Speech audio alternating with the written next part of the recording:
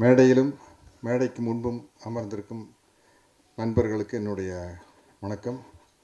ஏன்னா இவங்க எப்படி நண்பர்களோ அதே மாதிரி ஊடகவியலாளர்களும் என்னுடைய நண்பர்கள். சித்ரா சார் சிரிக்கிறார். அந்த அளவுக்கு நெருக்கமான பழக்கம். அதனால தான் அவங்க கரெக்டாக ஞாபகப்படுத்தினாங்க மக்கள் என் பக்கம் டைட்டிலில். சில சமயத்தில் ஒரு மனிதனுக்கு பெருமைகள் முடிவதில்லை, அலைகள் ஓய்வதில்லை அப்படிங்கிற மாதிரி. ஆக்சுவலாக மக்கள் என் பக்கம் அப்படிங்கிறது புரட்சி தலைவர் எம்ஜிஆருடைய படத்தோட டைட்டில். அவர் சிஎம் ஆகிட்டார், அதனால் நடிக்கல. இப்போ எங்கிட்ட இன்னும் என் செல்ஃபோனில் ஒரிஜினல் தினத்தந்தியில் முழு பக்க விளம்பரம் வந்தது, மக்கள் என் பக்கம்னு அந்த விளம்பரம் எங்கிட்ட இருக்குது இன்னும். அப்போ பாலாஜி சார் படத்தில் நடிக்கிறதுக்கு புக்கான அப்போ என்ன டைட்டில் வைக்கலாங்கிறப்போ பாலாஜி சார் மக்கள் என் பக்கம்னு வைக்கலாம் சத்யராஜ் அப்படின்னு. நான் சொன்னேன், சார் அது வாத்தியார் பட டைட்டில், அவர் கோச்சுக்கு போகிறாரு, நல்லா இருக்கார் சார் அப்படின்னு. அதுவும் இல்லாமல் அந்த டைட்டில் வைக்கிற அளவுக்கு தகுதி எனக்கு இல்லை சார். மக்கள் என் பக்கம்னா அது ஒன்றே ஒன்று அவருக்கு மட்டும்தான் பொருந்தும். இல்லை அண்ணங்கிட்ட நான் போய் வாங்கிட்டு வந்துடுறேன் டைட்டில். நான் ஜனவரி மாதம் 1ஆம் தேதி ஒவ்வொரு வருஷம் போய் அவர்கிட்ட ஆசீர்வாதம் வாங்கி 100 ரூபா வாங்கிட்டு வருவேன். நான் போய் கேட்டால் கொடுத்துருவார் அப்படின்னு போய் கேட்டிருக்காரு. அப்போ உண்மையிலேயே புரட்சி தலைவருக்கு எனக்கு எந்த பழக்கம் கிடையாது. அதுக்கப்புறம் தான் அவர் கூட பழக்க ஆரம்பிக்கிறேன். யார் ஹீரோன்னு கேட்டார். சத்யராஜ்னு வச்சுக்கங்களேன் அப்படின்ட்டாரு. அப்படி அவருடைய டைட்டிலில் நடிக்கிற வாய்ப்பு கிடச்சி லூட்டின்னு ஒரு படத்தில் கம்ப்யூட்டர் கிராஃபிக்ஸ் மூலமாக நானும் தலைவரும் மீட் பண்ணுற மாதிரி ஒரு சீன் வரும் லூட்டியில். நம்ம துரைசார் படம். அதில் ஒரிஜினல் படத்தில் வேறு வசனம், இதில் வேறு வசனம் பேசணும் வாத்தியாருக்கு. மயில்சாமி தலைமையில் பல மிமிக்ரி ஆர்டிஸ்ட் பேசி பாட்டும் ஒன்றும் சரிப்பட்டு வரல ஏவிஎம் கார்டன் தேட்டரில். மயில்சாமி சொன்னாப்பில் கரெக்டாக சத்யராஜனை கூப்பிடுங்க, அவர் தான் கரெக்டாக பேசுவார் தலைவருக்கு அப்படின்னு சொல்லி போய் அந்த சீனில் எனக்கு நானே பேசிட்டு புரட்சி தலைவருக்கு நானே டப்பிங் பேசிட்டேன். அவருக்கு டப்பிங் பேசின ஒரே ஆள் நானாக தான் இருக்கேன். ஏன்னா குண்டடிப்பட்டதுக்கப்புறம் கூட அவர் சொந்த குரல் தான் பேசினார். நிறையா வித்தியாசம் இருக்குது. காவல்காரனில் பார்த்தீங்கன்னா பாதி படம், முக்கால்வாசி படம் ஒரிஜினல் வாய்ஸில் இருக்கும். ஒரு 2-3 சீன் தான் வேறு மாதிரி வாய்ஸில் வரும். டப்பிங் பேசினேன். அதே மாதிரி இன்னொரு பெருமை எனக்கு கிடச்சிது. நடிகர் திலகம் சிவாஜி அவர்கள் நடிக்காத கேரக்டரே இல்லை. ஒரு போலீஸ் டிபார்ட்மெண்ட்னாலும் கூட கான்ஸ்டபிள், சப் இன்ஸ்பெக்டர், இன்ஸ்பெக்டர், ஐஜின்னு எல்லா கேரக்டர்லையும் நடிச்சிருப்பார். ஒரு சட்டம் சம்மந்தப்பட்ட படம்னா ஜூனியர் வைக்கல், சீனியர் வைக்கல், ஜட்ஜு வரைக்கும் நடிச்சிருப்பார். அவர் ஆசைப்பட்டு நடிக்க முடியாத ஒரே கேரக்டர் தந்தை பெரியார் கேரக்டர் தான். அதில் நடிக்கிற ஒரு வாய்ப்பும் எனக்கு கிடச்சிருச்சு. இன்றைக்கி என்னுடைய ஆறுயிர் நண்பன் விஜயகாந்த் நடிக்க வேண்டிய ஒரு கேரக்டரில் நான் நடிக்கிறதுக்கான வாய்ப்பை கொடுத்த தனஞ்சயன் சாருக்கும் விஜய் மட்டன் அவர்களுக்கு, என்னுடைய டைரக்டருக்கு என்னுடைய மனமார்ந்த நன்றி தெரிவிச்சுக்கிறேன். ஏன்னா அவ்வளவு நட்பு. விஜயகாந்த் சாரை பற்றி நான் பேசுனா அன்பு நண்பன் விஜயின் தான் விஜயின் தான் கூப்பிடுவேன். எங்களுக்குள்ளே நடந்த காமெடிகள் தான் அதிகம். அது பேசினப்போ இந்த மாதிரி ஒரு புக்கே எழுதலாம். நீங்கள் அவர் திரையில் வீரமாக பார்த்துருக்கோம், ஒரு புரட்சி கலைஞர். அதை தாண்டி எங்களுக்குள்ளே நடந்த காமெடிகள் அளவிட முடியாத காமெடி. அதை மட்டுமே ஒரு புக்காக எழுதணும்னு ஆசைப்படுறேன். இந்த படத்தை பொறுத்த வரைக்கும் தனஞ்சயன் சார் என்ன, அந்த குழந்தையே நீங்கள் தான் சார். அவர்கிட்ட பாருங்கள், அவர் முகத்தில் பாருங்கள், அந்த குழந்தையே நீங்கள் தான் சார்ங்கிற ஒரு முகம் வச்சுருப்பார். நம்ம சக்தி சிதம்பரம் டைரக்டர் சக்தி சிதம்பரம் சொல்லுவார், இந்த அப்பாவியாக மூஞ்சி வச்சுட்டு அதுக்கு பேர் முரளி ஃபேஸ் அப்படிம்பார். நம்ம இதயம் முரளி இருக்காருல்ல சார், இந்த முரளி ஃபேஸை வச்சு ஏமாத்தாதீங்க சார். அந்த மாதிரி தனஞ்சயன் சார் அந்த குழந்தைய நீங்கள் தாங்க சார் மாதிரி ஒரு முகம். அவர் கேட்டார்னா கண்டிப்பாக ஒத்துக்கிட்டு தானோ. விஜய் மில்டன் டைரக்டர் அப்படின்னு நான் கோலி சோடா படம் பார்த்துருக்குறேன். உடனே சரின்னு சொல்லிட்டேன். எனக்கு உண்மையிலேயே இது அவர் கேப்டன் நடிக்க வேண்டிய கேரக்டர் தான் நான் நடிக்கிறேன்னு எனக்கு தெரியாது. ஒன்றும் கதையே கேட்கல, விஜய் மில்டன் ஒன்று ஓகேன்னு சொல்லிட்டேன். அப்புறம் எனக்கு தம்பி விஜய் ஆண்டனிக்கிட்ட ஒரு ரொம்ப கம்ஃபர்டபுள் ஸ்பேஸ். அவர் கூட நடிக்கிற 3வது படம் இது. சினிமாவை தாண்டி நிறையா விஷயங்கள் விவாதிப்போம். வாத்தியார் பாட்டு மாதிரி உன்னை அறிந்தால் நீ உன்னை அறிந்தால் உலகத்தில் போராடலாம், உயர்ந்தாலும் தாழ்ந்தாலும் தலை வணங்காமல் நீ வாழலாம்ங்கிறதுக்கு சிறந்த உதாரணம் விஜய் ஆண்டனி அவர் தான். அவருடைய ப்ளஸ் பாயிண்ட் என்ன, மைனஸ் பாயிண்ட் என்ன கிளியராக தெரியும். அதுதான் அவருடைய என்ன லைஃப்பில் அது ரொம்ப முக்கியமான விஷயம். இன்றைக்கி நான் இந்த ட்ரைலரு, டீசர் இதெல்லாம் பார்த்ததுக்கப்புறம் உண்மையிலேயே மிரட்டிட்டார் sir. Music director sir, super sir, பிரம்மாண்டம். அதே மாதிரி ஃபோட்டோகிராஃபி என்ன, எனக்கு விக்குக்காகவே தனியாக ரூம் போட்டு யோசிக்கிறாங்கன்னு நினைக்கிறேன். நல்ல வேலை எனக்கு தலை இப்படி இருந்தது, சௌரியமாக போச்சு. முடியோடு பிறந்ததுன்னு வச்சுக்கங்களேன், இவ்வளோ வெரைட்டியான கெட்டப் கிடச்சிருக்காது, கட்டப்பாகவே கிடச்சிருக்காது. என்ன கண்டினியூட்டி இருந்திருக்கும் சார். மொட்டை அடிக்கணும் அப்படின்னா சார் 10 படம் கண்டினியூட்டி சார், அதெல்லாம் மொட்டையெல்லாம் அடிக்க முடியாது சார்னு சொல்லி அந்த கேரக்டரே கிடைக்காம போயிருக்கும். அது இல்லாமல் இருந்ததுன்னா நல்லதாக போச்சு. சில விஷயம் சில மைனஸ் தான் ப்ளஸ்ஸாக இருக்கும். இப்போ எனக்கு கடவுள் நம்பிக்கை இல்லாதனால நிறைய பேர் பேசல, சாருக்கு இல்லை அவருக்காக நாங்கள் வேண்டிக்கிறோம் அப்படிம்பாங்க. கடைசியில் பார்த்தா எனக்காக வேண்டிக்கிட்டது வந்து எக்கச்சக்கமான ஆளுங்க, என்னை தவிர எல்லாரும் வேண்டிக்கிறாங்க. கடவுளுக்கு என்ன பிடிக்கும்? கடவுளுக்கு ஏன் என்ன பிடிக்குன்னா அவரை நான் டிஸ்டர்ப் பண்ணுறதே இல்லையில்ல. அப்ளிகேஷனாக போடுறது, ஏன் படம் ஓடணும், ஏன் படம் ஓடணும், ஏன் படம் ஓடணும். அந்த ஆள் என்ன செய்வார்? 2 பேர் எலெக்ஷன் நிற்கிறாங்க, 2 பேர் போய் பூ தேங்காய் பழத்தோடு போய் சாமி நான் தான் ஜெயிக்கணும் அப்படின்னு அந்த ஆள் கன்ஃபியூஸ் ஆகிருப்பார். யாரோ ஒருத்தர் தாங்க ஜெயிக்க முடியும், அதுதாங்க இயல்பு. ப்ரேயிங் இஸ் நத்திங் பட் டிக்டாக்டிங் காடு. கடவுளை நீ கடவுள்கிட்ட நீங்கள் கட்டளை இடுறீங்க. எப்படியாச்சும் என் படம் ஓடணும் அப்படின்னா வேண்டுதல், எப்படியாச்சும் என் படம் ஓடணும், 2 ஒன்று தானே. டயலாக் ஒன்று தான், எப்படியாச்சும் என் படம் ஓடணும் அப்படிங்கிறது தான். பாடி லாங்குவேஜ் தான் வேறு. அப்போ கடவுளுக்கு வந்து என்ன கோபம் வரும்னா, டே நீ யாரா என்ன கரெக்ட் பண்ணுறதுக்கு, எனக்கு தெரியாதா உனக்கு என்ன கொடுக்கணும், உனக்கு என்ன நடக்குன்ட்டு. அவன் பாரியா சத்யராஜ் பாருங்க, அவன் பாட்டுக்கு போயிட்டே இருக்கான். ஏதாச்சும் நம்மளை டிஸ்டர்ப் பண்ணுறானா, எனக்கு டிக்டேஷன் கொடுக்குறானா, கமெண்ட் பண்ணுறானா, என் மேலே தப்பு கண்டுபிடிக்கிறானா. என் தப்பு கண்டுபிடிக்கிறதா, நீ செய்கிறது சரியில்லைப்பா, இப்படி செஞ்சுருக்கணும் அப்படிங்கிறது கடவுள் மேலே தப்பு கண்டுபிடிக்கிற மாதிரி. அதனால் வந்து எனக்கு அவர் என் மேலே அவருக்கு ரொம்ப பெரிய இந்த எல்லா படத்தையும் புகழ்கிற மாதிரி இந்த படத்தை புகழ்கிறேன்னு நினச்சிக்காதீங்க. உண்மையிலேயே உங்களுக்கே தெரியும், இந்த படத்தினுடைய டீசர் தான் ட்ரெய்லர், எனக்கு அதெல்லாமே தெரியறது இல்லைங்க. என்னமோ காலையில் கிளம்பி போய் டோப்பை தூக்கி தலையில் வச்சு நடிக்க போயிடுது, ஒன்றுமே தெரியறதில்ல. இந்த சஜஷன் சொல்லிட்டு இருப்பாங்க, அது ஒரு காலத்தில் ஆபாவனம் அரவிந்த் ராஜெல்லாம் வந்தோம்னு இன்ஸ்டியூட் பசங்கள்லாம் வந்ததுக்கப்புறம் அப்போ பசங்க ஓவர் த ஷோல்டர் ஷாட் இல்லை ஓஎஸ்எஸ்ன்னு ஆச்சு. தாய்நாடு நடிக்கல ஓஎஸ்எஸ்னாங்க. யாருக்கிட்டா போய் கேட்குன்னு பக்கத்து ஃப்ளோரில் ஏவிஎம்மில் விஜயகாந்த் இருந்தார். போய் விஜய் நீங்கள் தான் ஏற்கனவே இங்கே நடிச்சிருக்கீங்களா, அது என்ன ஓஎஸ்எஸ்ன்னு. எனக்கு அப்படி தாங்க சத்யராஜ், முதல்ல பெரிய கன்ஃபியூஷனுங்க, அது ஒன்றும் இல்லைங்க சஜஷன் ஷாட்டு சத்யராஜ், அதை போய் இவங்க பெரிய பிரச்சனையாக்கிட்டாங்க. அந்த மாதிரி இன்னைக்கு சினிமா வந்து மாறிக்கிட்டே இருக்குது, புது புது விஷயங்கள் வந்துட்டுருக்கு. நான் இன்னும் சினிமாவில் ட்ராவல் ஆகிறதுக்கு காரணம் வந்து மழை பிடிக்காத மனிதன் மாதிரி நான் வந்து ஃபிக்ஸேஷன் பிடிக்காத ஒரு மனிதன். இந்த நேரத்துக்கு எதுவும் அதான் இப்படியும் கூட சொல்ல, லட்சியம் பிடிக்காத மனிதன். என்ன இப்படி போகிறது, அந்த பக்கம் கதவு இருந்தால் அப்படி போகிறது, அங்கே சேவர் இருந்ததுன்னா லெஃப்ட்டில் கட் பண்ணி பார்க்குது, அங்கே ஒரு கதவு இருக்குப்பா, அப்படி நமக்கு எப்படியோ வெளியில் போகணும், அதுதான் முக்கியம். அதனால் எப்படியோ வாழ்ந்தாகணும் அப்படிங்கிறதா. கொஞ்ச நாளைக்கு பிடிவாதமாக இருந்த வில்லனா நடிக்கூடான்ட்டு இப்போ பார்த்தா பகத் ஃபாசில் ஒரு பக்கம், எஸ்ஜே சூர்யா ஒரு பக்கம் அடிச்சு பின்னுறாங்க. வில்லனா நடிச்சோம்னா தான் நம்ம நல்ல நடிகர்னு பேர் வரும் போல் இருக்குது. இல்லை அதில் தான் ஆக்டிங் ஸ்கோப் அதிகம், பட் அதுக்கு தகுந்த மாதிரி ஒரு வில்லன் கேரக்டர் வேணும்.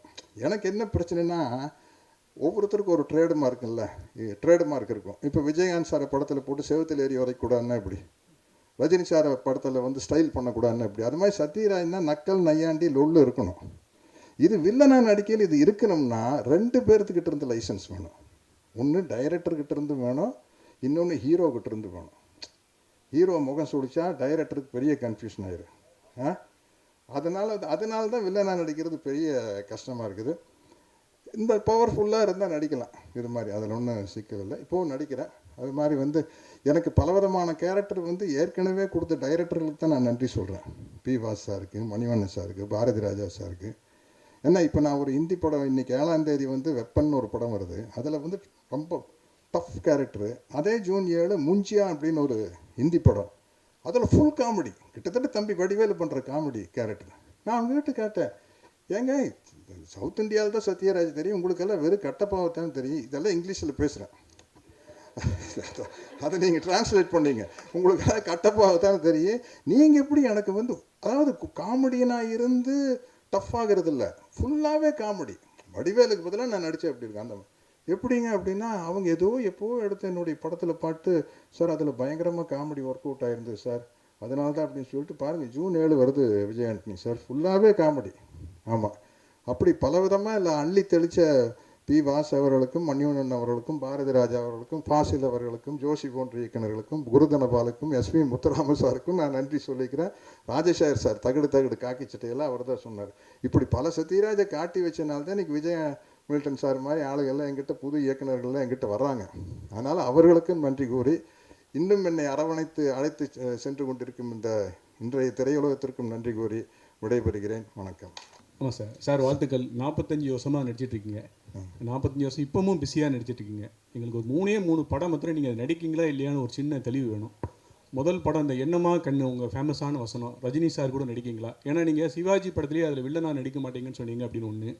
அப்புறம் ஹிந்தியில் சல்மான் கானுக்கு வில்லனாக நடிக்கீங்களா? அப்புறம் முக்கியமாக கருப்பு சட்டை போட்டுக்கிங்க, நீங்கள் அந்த காவி சட்டைக்காரராக நடிக்க போகிறதா இந்தியா முழுக்க ஒரு பேச்சு இருக்கு, அது நடிக்கீங்களா? இந்த 3க்கு விளக்கம் கொடுத்தீங்கன்னா போதும்.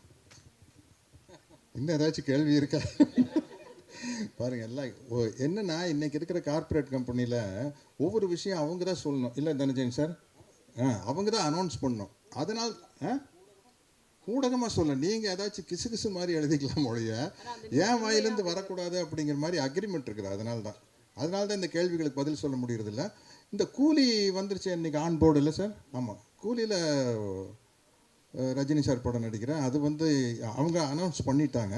மீதி கேள்விகளுக்கெல்லாம் அவங்க தான் சொல்லணும். நானாக முந்திரி கொட்ட மாதிரி சொல்ல இல்லை, அக்ரிமெண்ட் இருக்குது.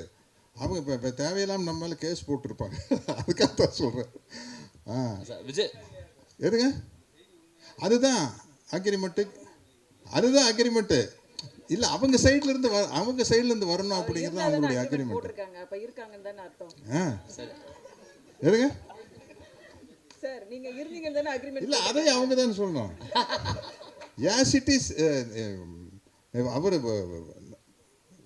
பிரைம் மினிஸ்டர் மோடி சார் இல்லை, அது இல்லைங்க, அது அப்படி யாரும் கேட்கல. ஆமாம், அப்படியே நடித்தாலும் நல்ல என்னுடைய நண்பன் இப்போ இல்லை, மணிவண்ணன் மாதிரி ஒரு டைரக்ட் பண்ணாங்கன்னா எல்லாம் ஆசிட்டிஸ் அப்படியே எடுப்பாங்க. இல்லை, விஜய் மில்டன் சார் வந்து அப்படியே எடுக்கிறா அப்படின்னாலும் கூட ஓகே. வெற்றிமாறன் மாதிரி, ரஞ்சித் மாதிரி, மாரி செல்வராஜ் மாதிரி டைரக்ட் பண்ணாங்கன்னா மோடி பயோபிக் நல்லா இருக்குன்னு நினைக்கிறேன். Right sir.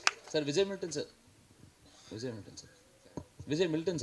உங்களுக்கு சார் சமீப நாட்களில் நிறையா படங்கள் விஜய் ஆண்டனி சாரை பார்த்துருக்கோம், வேறு ஷேட்ஸ். பட் அவரை தான் காஸ்ட் பண்ணணுன்ற ரீசன் என்ன? இந்த படம் என்ன சொல்ல வருது ஆக்சுவலாக விஜய் ஆண்டனி அவரை வச்சுக்கிட்டு? இல்லை, ஆக்சுவலாக விஜய் ஆண்டனி சார் தான் இந்த படத்துக்கு வந்து கரெக்டாக இருக்கும். இந்த படம் வந்து ஒரு விஜய் ஆண்டனி வந்து எப்போவுமே பார்த்திங்கன்னா ஒரு மூடியாக ரியாக்ஷன்ஸ் வந்து பெருசாக வராது. எல்லாமே உள்ளுக்குள்ளே தான் இருக்கும், வெளியே வந்து அவ்வளோவா வெளிக்காட்டிக்க மாட்டார். ஸோ அது வந்து நடிக்க தெரியாதுன்னு நிறைய பேர் தப்பாக பேசிகிட்டு இருக்காங்க சார். ஆக்சுவலாக அது எவ்வளோ பெரிய கஷ்டமான விஷயன்றது வந்து எங்களுக்கு தான் தெரியும்.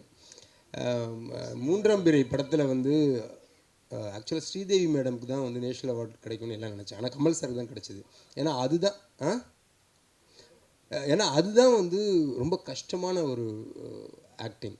அது கேரி பண்ணுறது தான் ரொம்ப கஷ்டம், அதை ஹோல்ட் பண்ணுறது ரொம்ப கஷ்டம். இந்த படத்தில் வந்து விஜய் சார் வந்து அவ்வளோ அழகாக பண்ணியிருக்காரு சின்ன விஷயங்கள். ஏன்னா இது வந்து ஸ்கோப்பே இல்லாத படம். ஒரு ஹேண்டிகேப்டாவோ கண்ணு தெரியாத ஆளாவோ வந்து நடிக்கிறது ஈஸி.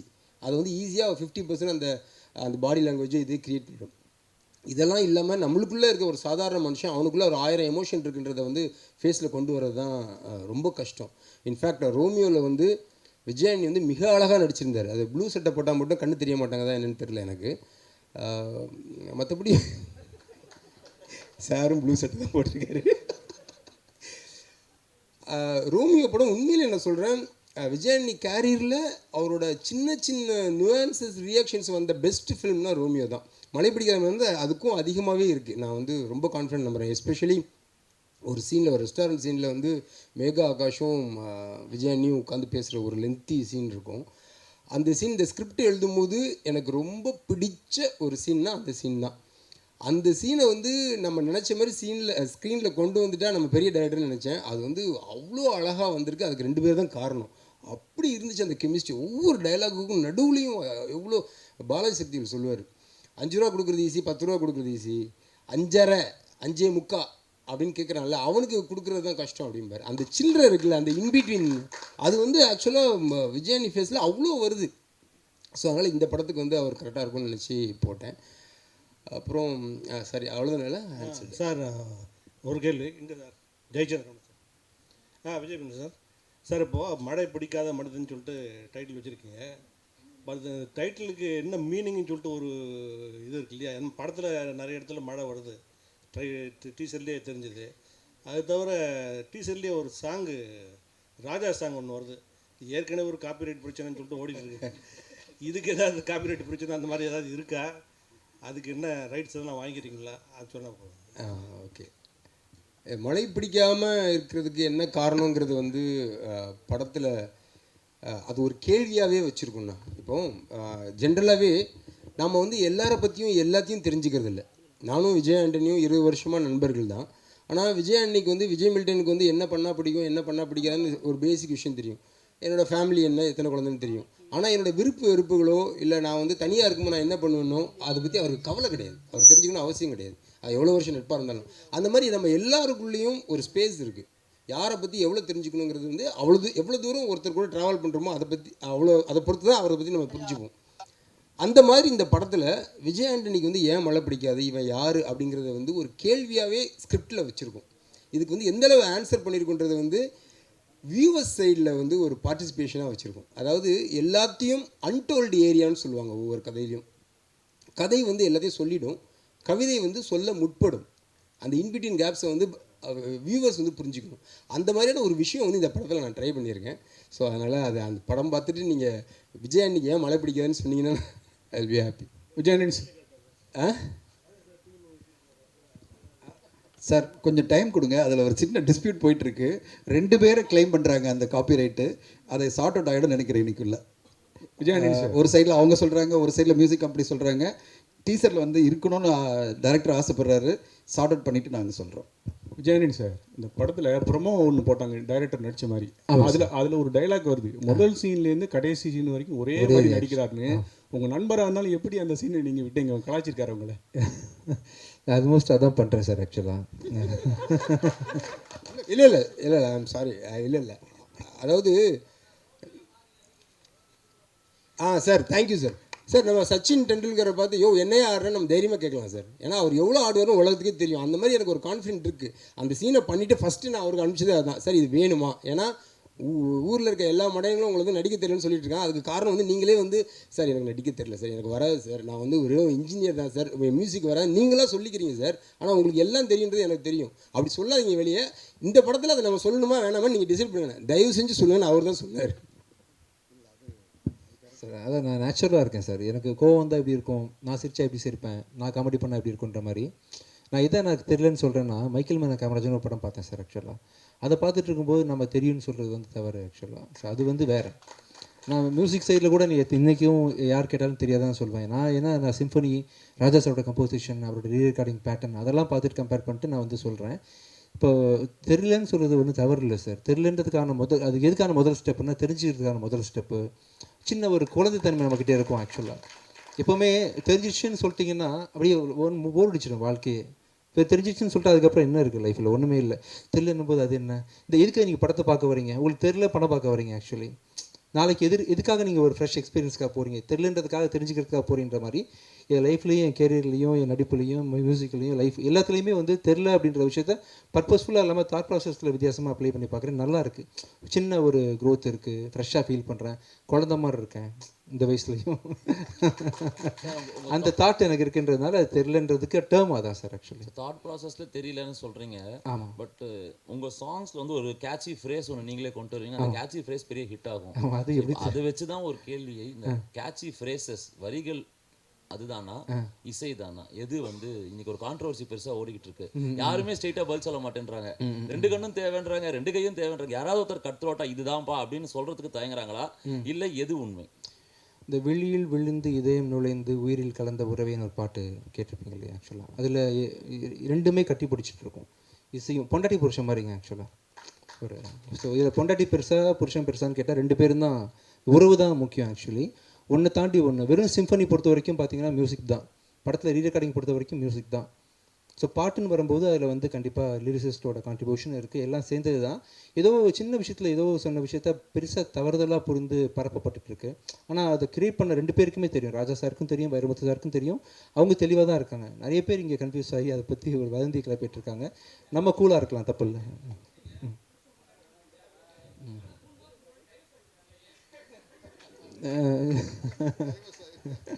வழக்கமாக என்ன ஒருத்தர் கேட்பார், அவர் நீங்கள் தானா? ஆக்சுவலாக நீங்கள் தானா? அவரை காணவே நினச்சிருந்தேன். நீங்கள் தானா?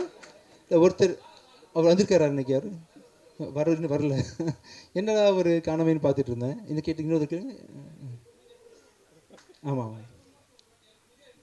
ம் ம் ம் ம் இல்லை அவங்களுக்கு பிடிச்ச வரைக்கும் இருக்காங்க, பிடிக்காதப்போ பிரிஞ்சுக்கிறாங்க, அவ்வளோதான் மேட்ரு. அதில் ஒன்றும் அவங்க வந்து அன்னிலேருந்து பீஸ்ஃபுல்லாக இருக்காங்கன்னு வச்சுக்கோமே. அவங்க வாழ்க்கை அவங்களுக்கு ரொம்ப டாக்ஸிக்காக இருக்குது. இந்த நாள்லேருந்து நம்ம வேறு மாதிரி வாழ்ந்து பார்க்கலாம், நண்பர்களாக மாறிடுறாங்க, புருஷன் பண்ணுறதுலேருந்து ஃப்ரெண்ட்ஸாக மாறிடுறாங்க. அதான் நான் சொல்லி புரிஞ்சிச்சுங்க. क्वेश्चन ஆன்சரோ இதோட முடிச்சுக்கலாம்னு நினைக்கிறேன். Ramana sir, yes sir. Ramana sir, Ramana sir, உங்களுக்கு ஒரு கேள்வி.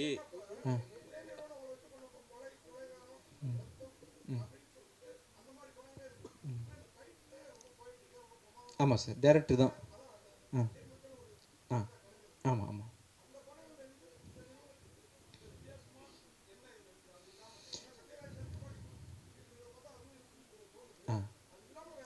காஸ்ட் ஆஃப் ப்ரொடக்ஷன் ரொம்ப அதிகம் சார். நிறைய ஆர்டிஸ்ட் குவாலிட்டி, ரொம்ப நிறைய டைம் எடுத்து பண்ணியிருக்காங்க. விஜய் மில்டன் சாரோட கேமரா ஒர்க் பார்த்தீங்களா? ஆக்சுவலி நானே ஃபஸ்ட் டைம் கீழேருந்து பார்க்குறேன். இந்த ட்ரெயிலர் நான் பார்க்கல, என்கிட்ட காட்டல. ஃபஸ்ட் டைம் பார்க்குறேன். எனக்கு திடீர்னு இந்த கதையில் இருந்த எனக்கே இது வந்து பிரம்மாண்டமாக இருந்துச்சு. பிரம்மாண்டமாக பண்ணியிருக்காங்க ப்ரொடக்ஷன் அப்படின்ற விஷயத்தில் வந்து இந்த படம் அவங்களுக்கு பெரிய வெற்றியை தரும்னு நம்புகிறேன். ரமணா சார், உங்களுக்கு ஒரு கேள்வி. Yes sir, yes. மறுபடியும் அதாவது டைரக்டராக இருந்து நடிகராயிட்டீங்க இல்லையா? இப்போ மறுபடியும் வந்து நீங்கள் டைரக்ஷன் பண்ணணும், நாம் சேர்ந்து பண்ணணுன்ட்டு விஜய் ஆண்டனி சார் சொல்லிட்டார். இப்போ நீங்கள் மறுபடியும் டைரக்ஷன் பண்ண வந்தால் அவருக்கு என்ன மாதிரி கதை வச்சுருக்கீங்க, என்ன மாதிரி கேரக்டர்கள் கொடுப்பீங்க? இப்போ தான் முதல் முறையாக அவர் எங்கிட்ட நானும் அவரும் பழகல.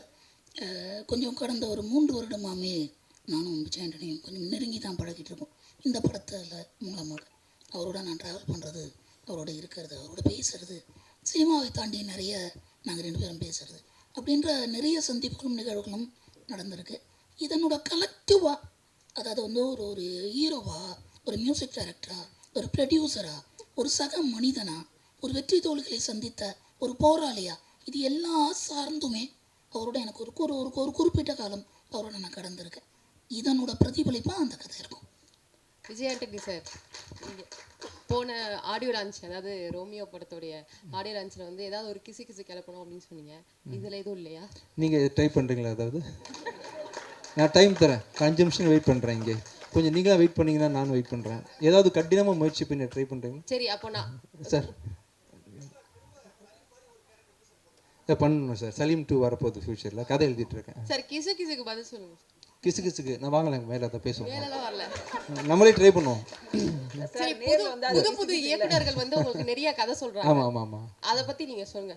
இல்லை, ரொம்ப யங் டேலண்ட்ஸ்லாம் ரொம்ப அதுவே கிசுதான் தான் நீங்கள் சொல்லணும். அது எப்படி நிறைய பேர் வந்து பாப்பா, உங்கள் பேர் என்ன பாப்பா? இல்லை, திறமையான இயக்குநர்கள் வராங்க. முன்னாடிலாம் பார்த்தீங்கன்னா ஃபிலிம் ரோல் இருந்தால் தான் படம் எடுத்து பார்க்க முடியும், ரொம்ப கஷ்டம். இப்போ பார்த்தீங்கன்னா வெறும் ஃபோன்லேயே வந்து நம்ம வீட்டில் ஷூட் பண்ணிக்கலாம், ஃப்ரீ சாஃப்ட்வேர்ஸ் எடிட் பண்ணிக்கலான்ற மாதிரி இப்போது வந்து படம் பண்ணுற ஃபில்ம் மேக்கர்ஸ் எல்லாமே வேறு லெவலில் பண்ண ஆரம்பிச்சிட்டாங்கன்ற மாதிரி க்ரோத் இருக்குது. இதை நீங்கள் கிசுன்னு வேறு எழுதிக்கிங்க.